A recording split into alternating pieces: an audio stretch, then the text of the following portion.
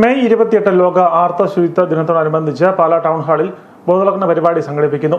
സാമൂഹ്യ സംരംഭമായ care in safe, അഗ്നിവേദ, Kodumbidi വിസിബ് സ്വാശ്രയ സംഘം, സന്ധ്യ ഡെവലപ്മെന്റ് സൊസൈറ്റി എന്നിവയുടെ സംയുക്ത ആഭിമുഖ്യത്തിലാണ് ജനങ്ങളിൽ ആർത്തവ ശുചിത്വ അവബോധം സൃഷ്ടിക്കുന്ന ലക്ഷ്യത്തോടെ ബോധവൽക്കരണ പരിപാടി സംഘടിപ്പിക്കുന്നത്. രാവിലെ 10:30 മാണിസിക്കാപ്പൻ MLA ഉദ്ഘാടനം നിർവഹിക്കുമെന്ന് സംഘാടകർ വാർത്താ സമ്മേളനത്തിൽ അറിയിച്ചു.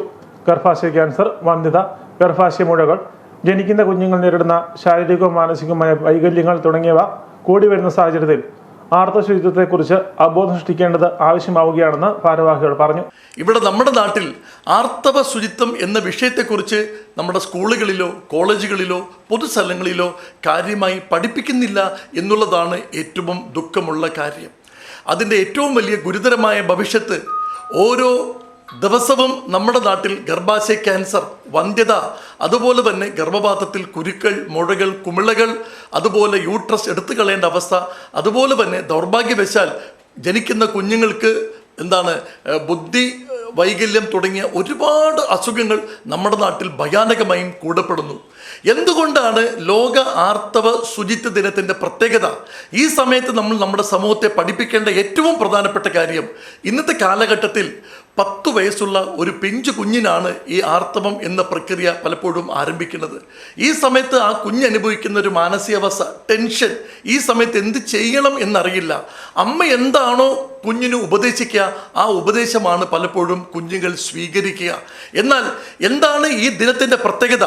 ഈ സമയത്ത് എന്തൊക്കെ കാര്യങ്ങൾ ചെയ്യാം, എന്തൊക്കെ കാര്യങ്ങൾ ചെയ്യാൻ പാടില്ല, അതുപോലെ തന്നെ എന്തൊക്കെ ചെറിയ ചെറിയ എക്സസൈസ് ചെയ്താൽ നമുക്ക് ഈ വേദനകൾ ഒരു പരിധി വരെ കുറയ്ക്കുവാൻ പറ്റും. ഈ സമയത്ത് കുട്ടികൾക്ക് നല്ല വയറ്റുവേദനയുണ്ട്. ഈ സമയത്ത് എന്തൊക്കെ ഭക്ഷണം കഴിക്കണം, എത്ര ഗ്ലാസ് വെള്ളം കുടിക്കണം, അതുപോലെ തന്നെ ഈ സമയത്ത് കുട്ടികൾക്ക് നല്ല ക്ഷീണമുണ്ടാവും. ഈ ക്ഷീണം അകറ്റാൻ എന്ത് ജ്യൂസാണ് അച്ഛനമ്മമാർ വാങ്ങിച്ചു കൊടുക്കേണ്ടത്?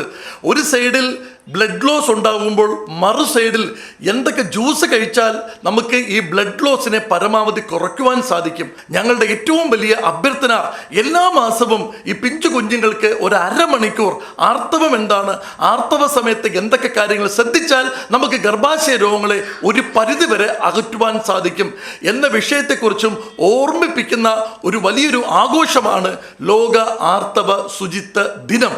ആർത്തവ സമയത്ത് അനുഭവിക്കുന്ന മാനസിക സമ്മർദ്ദം, ശാരീരിക ബുദ്ധിമുട്ടുകൾ എന്നിവയെക്കുറിച്ചും ഭക്ഷണരീതി, ഹീമോഗ്ലോബിന്റെ ക്രമീകരണം എന്നിവയ്ക്ക് പ്രാധാന്യം നൽകിക്കൊണ്ട് നടക്കുന്ന സെമിനാറിൽ ആയുർവേദ ഡോക്ടർ വീണ, ഡോക്ടർ റോണി എന്നിവർ മുഖ്യപ്രഭാഷണം നടത്തും. ഒരു കുഞ്ഞു ജീവൻ ഈ ഭൂമിയിലേക്ക് വരുന്നത് ഗർഭാശയത്തിലൂടെയാണ്.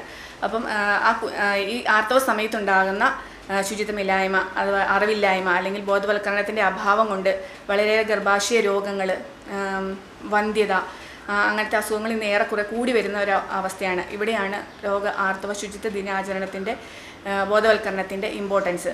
പുതുപ്പള്ളി MLA ചാണ്ടി ഉമ്മൻ, കടനാട് ഗ്രാമപഞ്ചായത്ത് പ്രസിഡന്റ് ലാലി സണ്ണി, കടനാട് ഗ്രാമപഞ്ചായത്ത് vice president Manikutty Santhosh, Pala municipal councillor Biji Jojo എന്നിവർ വിശിഷ്ടാതിഥികളായി പങ്കെടുക്കും. വാർത്താ സമ്മേളനത്തിൽ Shankar Iyer, Ronnie Gilbert, KC Thankachan, doctor Veena T Thankachan, Suma Sunil, Shobhana Ajith, Sathi Suresh എന്നിവർ പങ്കെടുത്തു.